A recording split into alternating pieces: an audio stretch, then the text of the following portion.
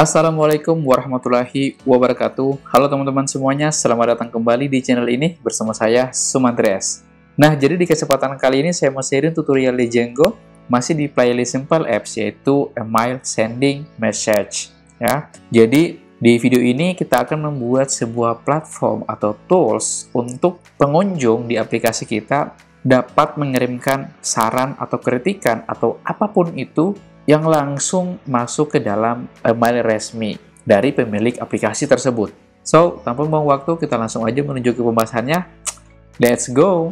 Oke, teman-teman semuanya. Jadi, hari ini kita mengerjakan tugas 11 ya, yaitu Email Sending Message. Minggu lalu kita sudah mengerjakan tugas 10. Oke, kalau kita open tugas 11, maka untuk statusnya kita jadikan aja sebagai in progress, dan lihat di summary sini. Jadi di tugas ini kita akan membuat formulir untuk pengiriman pesan, baik itu saran dan kritikan atau panggilan kerja bebas freelance ya, untuk ditujukan kepada pembuat aplikasi baik itu instansi, personal, dan lain sebagainya. Sip, menarik. Lihat di workingnya sini teman-teman semuanya. Jadi pertama kita pas atau dorong ke GitHub untuk tugas 10 ya. Sebenarnya bukan tugas 10.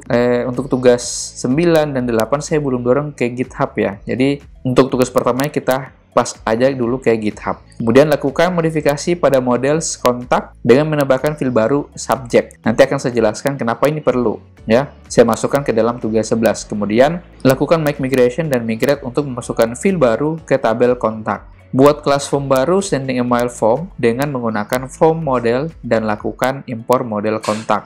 Kemudian pada views.python, lakukan pengetesan pengiriman email apakah berhasil atau tidak dengan menggunakan modul send mail dari aplikasi Django Core Mail. Pada poin keempat di atas, arahkan setiap kali percobaan email ke dalam konsol atau terminal dan lain sebagainya. Oke, kita selesaikan aja dulu yang pertama ini. Pas ke GitHub untuk project 10 dan lain sebagainya. Oke, pertama ini saya matikan aja dulu servernya dan saya clear. Kemudian kalau misalkan saya coba cek statusnya, lihat ini sudah ada beberapa yang kita lakukan modifikasi. Ini jelas ya. Dimulai dari reset password sampai minggu terakhir kemarin saya belum dorong ke GitHub saya. Kemudian kita langsung aja git add titik seperti itu. Oke, kemudian kita masukkan git commit untuk pesannya. Mungkin saya bisa masukkan di sini untuk pesan dari untuk yang kemarin tugas 10 autentifikasi change password and user profile seperti itu. Oke, ini kita enter aja. Sip, sudah berhasil. Kemudian kita langsung aja git pass menu origin main. Oke, untuk mendorong ke GitHub kita enterkan aja. Kita tunggu sampai itu selesai. Oke, ya dengan cara seperti ini seharusnya ini sudah bisa. Kalau misalnya kita cek di GitHub-nya, ntar teman-teman semuanya, kita tunggu. Oke, ini sudah ada ya. Lihat sini now, artinya sekarang lihat sudah masuk untuk message-nya. Oke. Dan sekali lagi teman-teman semua jangan lupa di follow GitHub saya ya. Mungkin akan nanti ke depannya akan banyak repository di sini saya masukkan tergantung jenis project-nya apa. Oke, cool. Menarik. Ini kita closing aja. Kemudian jangan lupa kita jalankan servernya seperti itu. Kita tunggu. Nah, sekarang kita kerjakan yang ini, teman-teman semuanya. Lakukan modifikasi pada models dengan menambahkan field baru, subject namanya. Nah, kenapa saya masukkan ini? Oke. Jadi kita kembali ke dokumentasi dari Django, yaitu di mengirim surat atau sending email. Nah, di sini yang perlu teman-teman perhatikan. Sebenarnya, di Python itu sudah menyediakan antarmuka atau interface pengiriman email melalui modul SMTP library. Ya. Kemudian, Django juga menyediakan beberapa pembungkus ringan di atasnya. Jadi, pembungkus itu ditugaskan untuk pengiriman email yang lebih cepat dan membantu menguji pengiriman email selama proses pengembangan atau developer. Oke. Nah, pembungkus itu di dalam Django disebutnya sebagai modul Django Core Mail, teman-teman semuanya. Oke, ini contoh singkatnya. Hanya berisikan 2 baris aja. Pertama, kita import sendMail, sebuah kelas yang ada di modul dari Django Core Mail. Dan cara menggunakannya seperti ini. Ya, sendMail, kemudian menggunakan tuple. Ini ada subject, ya, subject here. Here is the message, dan dari email mana, dan kirimnya kemana. Kemudian ada file silently false di sini. Oke, Nah, inilah sebuah parameter. Bentar ya, kita skip aja dulu. Kemudian di surat, jadi email ini dikirimkan menggunakan SMTP dan juga port yang sudah ditentukan dalam pengaturan email host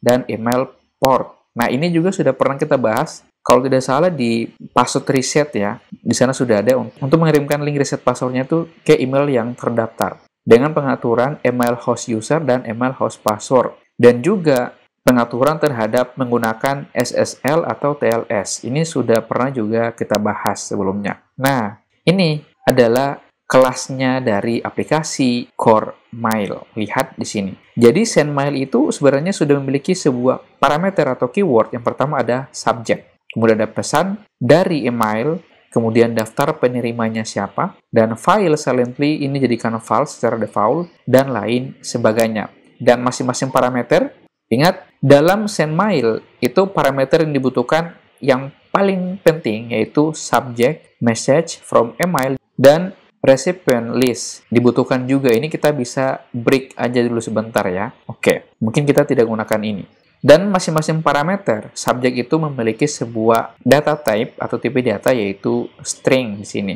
Dan ada beberapa sudah dijelaskan di dokumentasi, silahkan teman-teman bisa baca biar lebih jelas. Oke, pertama kita langsung aja ke Visual Studio Code yang ada di sini. Kemudian ini mungkin biar kita lebih fokus, saya close all aja semuanya. Dan kita ke models dari kontak. Nah, di sini kalau kita lihat hanya ada 3 field yaitu name, email, dan message. Kita tambahkan aja sesuai dengan tugas kita hari ini untuk menambahkan field baru subject dengan tipe data chart field. Max length-nya saya kasihkan aja 150.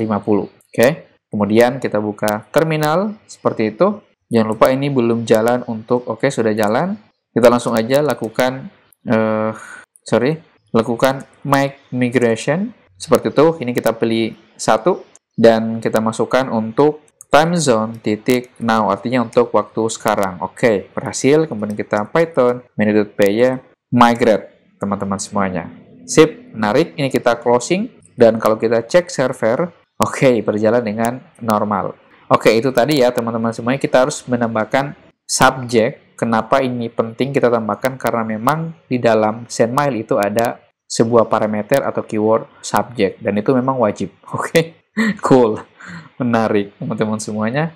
Makanya yang wajib itu jangan ditinggalkan. Oke. Nah, langkah selanjutnya kita akan coba lakukan testing apakah kelas dari aplikasi Core Mail untuk SendMail itu berfungsi atau tidak.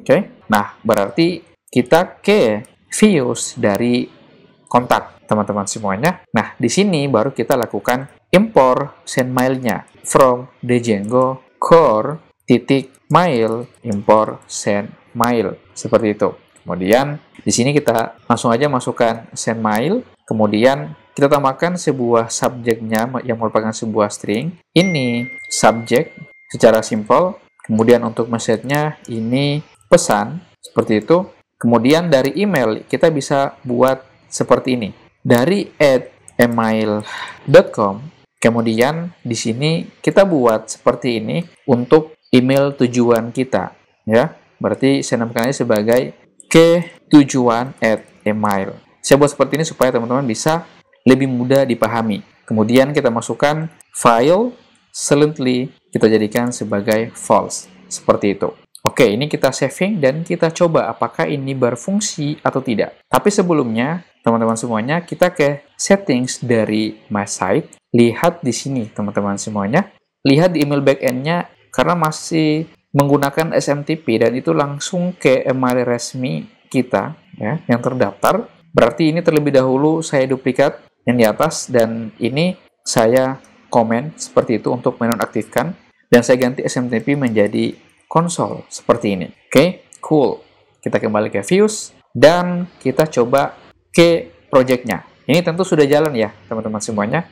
Kemudian kita ke kontak di sini. Oke, kita coba refresh aja dulu. Apa yang akan terjadi? Kembali ke Visual Studio Code dan cek terminal. Lihat teman-teman semuanya. Lihat. Di sini itu sudah muncul. Ya, ini adalah subjeknya. Oke, ini subjek sesuai dengan yang kita masukkan di sini. Kemudian dari email, nanti dari ini adalah email dari pengunjung di aplikasi kita. Kemudian to, ke tujuan email. Berarti kalau seperti itu berarti ditujukan ke si pembuat aplikasi, baik personal atau instansi ya, teman-teman semuanya. Dan ini adalah isi pesannya. Ini dia. Oke, cool, menarik, teman-teman semuanya. Oke, kita cek di kontak sini. Ini kalau misalnya kita lihat, ini sebenarnya merupakan sebuah formulir ya, teman-teman semuanya. Di sini ada sebuah text box. Yang pertama adalah masukkan nama lengkap, kemudian masukkan email, dan isi pesannya seperti apa. Masalahnya subjeknya belum ada. Oke, kita belum melakukan modifikasi terhadap template HTML-nya di dalam kontak ini, tetapi kita selesaikannya dulu yang ada di sini, teman-teman semuanya. Oke, jadi mungkin saya cut aja ya, atau teman-teman bisa hapus. Di sini pertama karena ini merupakan sebuah form, berarti di aplikasi kontak yang ada di sini, itu saya buat sebuah file baru, saya namakan aja sebagai forms.python, seperti itu. Kemudian kita import from Django forms, import model form. Kemudian lanjut from models, import kontak. Nah, di sini kita buat sebuah kelas, kita namakan aja, nama kelasnya itu sending email form. Seperti itu ya, dan kita inheritance atau wariskan model form. Kemudian kita masukkan kelas meta seperti itu, dan masukkan model sama dengan kontak. Oke, kemudian kita masukkan, tambahkan fields-nya apa saja ya, karena fields-nya itu kita masukkan semuanya, berarti kita ambil semua fields dari model ini, yaitu name, email, subject, dan lain sebagainya. Oke, kita masukkan name, kemudian ada email, subject, kemudian message. Seperti itu. Oke, ini kita saving, dan kita kembali ke views. Sebelum kita melakukan importing, atau kita langsung import aja ya, from forms, import sending email form. Ya, ingat, karena di sini merupakan sebuah method dari form method post, berarti kita langsung aja masukkan sebuah statement request method sama dengan post, seperti itu. Kemudian di sini kita bisa masukkan ya, menambahkan sebuah form. Ini kita sudah pernah pelajari juga ya, teman-teman semuanya. Kita tambahkan sending email form, kemudian kita request post or none, seperti itu. Dan kita buat sebuah statement baru, form adalah valid, seperti itu untuk validasinya. Maka seharusnya kita lakukan form saving ya, teman-teman semuanya, tapi kita tidak lakukan ini dulu, teman-teman semuanya. Ini kita jadikan pas aja dulu, kemudian kita selesaikan untuk false-nya dan masukkan variable form, lalu kita sending email form, seperti itu. Sini kita buat variable object form, seperti itu, kita koma. Kemudian kita ke index HTML dari aplikasi kontak yang ada di sini, ya, sini. Oke, jadi kita harus lakukan looping ya. Jadi untuk mengambil semua field yang ada di sini, biar lebih mudahnya kita lakukan looping terhadap variable object form yang ada di sini. Oke, berarti di sini itu kita tambahkan aja sebuah statement for, saya namakan aja sebagai fields, seperti itu, di dalam form. Masih ingat ya, teman-teman semuanya? Ini saya mungkin bisa cut aja dan pastikan di situ. Ini biar rapi, saya buat seperti itu. Lihat teman-teman semuanya. Kalau misalkan ini kita coba save dan reload di sini, apa yang akan terjadi? Oke, no problem, error ya. Kita coba cek di sini. Oke, form. Kita coba cek di views.python. Ini sudah sesuai ya. Oke, kita matikan servernya dan kita jalankan kembali. Sip, normal. Kalau misalkan ini saya reload, oke, itu tadi kenapa ya? Lihat, ini sudah terjadi pengulangan ya. Berarti yang kita looping itu tadi berhasil. Oke, berarti kita bisa langsung aja seperti ini. Kita tambahkan aja sebuah label menggunakan template text seperti itu. Kemudian kita masukkan fields.auto ID untuk mengambil setiap ID dari masing-masing field yang ada di sini secara automatically. Oke, kemudian kita buat field seperti itu dan label. Oke, ini biar gampangnya aja, mungkin bisa saya hapus yang selebihnya dan kita saving dan kita reload. Oke, di sini sudah masuk ya. Jadi sudah ada name, email, subject, dan message. Sebentar untuk jenisnya nanti akan kita lakukan modifikasi seperti apa. Oke, kemudian ini ya, saya hapus untuk elemen inputnya dan saya masukkan field di sini. Jadi kalau misalkan ini saya reload, nanti akan seperti ini modelnya. Oke, ini masih dalam klasiknya, nanti akan kita buatkan.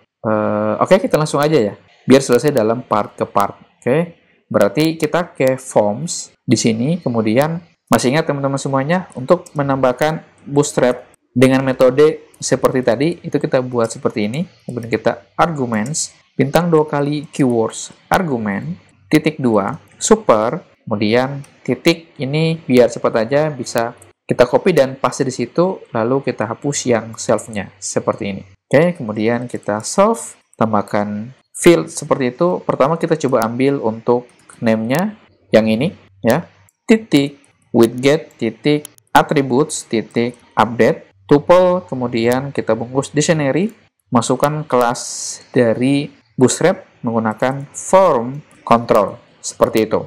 Lanjut dengan placeholder-nya untuk membuktikan bahwa ini tuh berhasil. Masukkan nama lengkap Anda. Oke, simple. Seperti itu, ini aja dulu, kita coba lihat apa yang akan terjadi di sini. Ini masih biasa untuk name-nya. Kalau misalkan ini saya reload, maka yang baru terjadi perubahan itu adanya di name yang ada di sini. Oke, berarti ini itu sukses. Oke, lanjut yang selebihnya ini kita duplikat aja sampai 4. Kemudian ini saya ganti menjadi email, ini menjadi subjek, dan ini itu menjadi message, seperti itu. Ini saya ganti untuk narasinya, masukkan email Anda, masukkan subjek Anda, masukkan pesan Anda, seperti itu. Simple. Save dan reload. Ups, sebentar. Apa yang akan terjadi? Subjek. Bentar.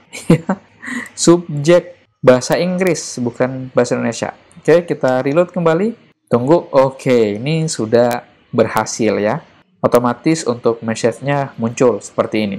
Cuma kalau misalkan teman-teman mau rubah untuk name-nya di sini, silakan teman-teman bisa lakukan di sini, menambahkan sebuah parameter. Masih ingat verbose name-nya nama lengkap, seperti itu. Jadi otomatis akan menjadi nama lengkap di sini. Oke, teman-teman semuanya paham ya? Nanti teman-teman bisa menyesuaikan dan menambahkan variabel atau parameter verbose name untuk mengganti subjek, email, dan lain sebagainya. Cool, menarik. Lanjut untuk index, ini saya anggap sudah selesai.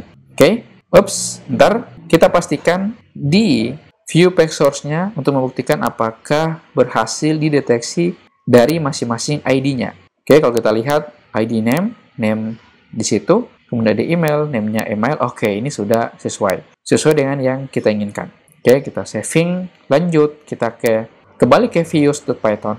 Ya, di sini kita bisa langsung ya menerapkan atau memasukkan kelas dari sendMail untuk reel-nya, sehingga setiap pesan yang dikirimkan oleh pengunjung itu akan masuk di email kita. Oke, baik itu saran ataupun kritikan. Nah, di sini kita langsung aja menggunakan sendMail seperti itu. Kemudian sebenarnya kita juga bisa melakukan menambahkan ya untuk melakukan clean data seperti ini. Misalkan from clean data seperti itu, dan kita masukkan subjek. Cuman ini itu terlalu panjang nantinya. Jadi kita sedikit modifikasi, bukan modifikasi, tapi buat ini sebagai variabel. Nah, di sini itu kita bisa tambahkan, membuat sebuah variabel subjek, ya. Kemudian kita pastikan yang tadi, form cleaning data untuk subjek. Ingat menggunakan bahasa Inggris. Ya, lanjut, kita selesaikan. Kemudian setelah subjek itu ada email, ini bisa kita ganti jadi email. Kemudian di sini mungkin kita masukkan aja sebagai nama, ya. Dan ini name. Ingat, di dalam clean data itu mengambil nama dari models yang ada di sini. Jadi harus sama dengan kelas model yang ada di kelas kontak. Oke, paham ya teman-teman semuanya? Ini sudah pernah kita pelajari juga. Kemudian ini pesan, dan di sini kalau pesan, field-nya itu pesan, message, seperti itu. Nah, di sini baru kita masukkan. Bisa masukkan yang lebih gampangnya. Pertama adalah, kita langsung aja masukkan subjek. Situ, ini saya koma, dan saya beri komentar. Misalkan ini subjek. Oke, kemudian lanjut, di sini saya juga masukkan misalnya tanda F untuk format seperti itu. Pesan dari saya masukkan misalkan dari nama, dengan email, saya buat seperti itu, dan di dalam sini saya bungkus menggunakan email. Oke, lanjut, sini saya F, ini pesannya, misalkan ini pesannya, oke, saya masukkan aja dengan variabel pesan seperti itu, dan none, saya beri komentar, ini dari email, dan ini juga, ini pesan yang dikirimkan seperti itu. Kemudian saya menggunakan ya tanda seperti ini. Jadi tanda yang seperti ini kita langsung menggunakan email resmi untuk settingan yang ada di sini ya teman-teman semuanya, menggunakan SMTP. Berarti kita kembali ke Visual Studio Code dan cek di settings. Kita harus aktifkan dulu yang SMTP untuk email backend-nya. Untuk konsol saya matikan. Kemudian lihat di sini teman-teman semuanya, email host user itu adalah sebuah email resmi kita ya, yaitu menggunakan platform email dari Gmail. Oke, sampai sini bisa dipahami ya teman-teman semuanya. Berarti ini kita copy aja yang tadi biar cepat. Dan di sini karena adanya di file settings, berarti terlebih dahulu kita lakukan impor django.conf impor settings teman-teman semuanya. Kemudian di sini kita masukkan settings seperti itu ya. Oke, ini saya kasih keterangan aja. Misalkan ganti dengan email Anda atau email teman-teman. Oke, ini saya saving. Kita coba buktikan apakah berhasil terkirim ke Gmail kita atau justru malah sebaliknya. Oke, kita ke sini dan kita reload. Dan saya masukkan nama misalkan labc dan email bc@dj.com. Subjeknya subjek testing dan message testing kirim pesan. Oke, kita coba kirim. Kita tunggu apakah ini berhasil atau tidak. Oke, lihat teman-teman semuanya. Tidak ada respon sama sekali dan tidak menunjukkan kata error atau pesan error, berarti kemungkinan ini sudah berhasil ya. Kita coba cek di Gmail-nya. Oke, lihat teman-teman semuanya. Di kontak masuk ini sudah ada pesan masuk ya dari email bc@dj.com. Ini pesannya testing kirim pesan. Bentar. Pesan dari labc. Oke. Ini komputernya seperti ini ya. Oke. Ini menyambung terus ini. Berarti ada yang salah di sini. Oke, di sini itu kita coba tambahkan aja ya baris baru ya di Python seperti ini biar ini pesannya itu turun gitu. Atau saya buat seperti ini, misalkan pesannya titik 2. Oke, ini saya save. Kita coba sekali lagi. Mungkin ini bisa saya hapus aja ya. Oke, sebelum kita testing ini kita langsung aja redirect ya. Return kita redirect seperti biasa. Ini kita impor redirect di dalam aplikasi shortcut Django dan kita masukkan di sini kontak seperti itu. Oke, easy. Kita coba masukkan, misalkan kita masukkan namanya labc bc@dj.com, misalkan subject testing dan ini pesannya adalah testing. Saya pesan buat aplikasi seperti Bukalapak dengan modal gocap atau gope.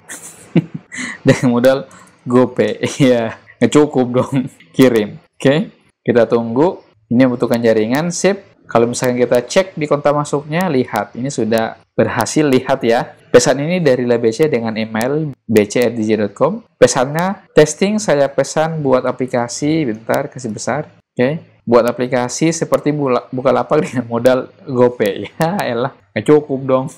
Oke, jadi teman-teman semuanya untuk kirim pesan ya di aplikasi kita yang secara langsung itu seperti ini ya teman-teman semuanya, menandakan bahwa ini itu sudah berhasil.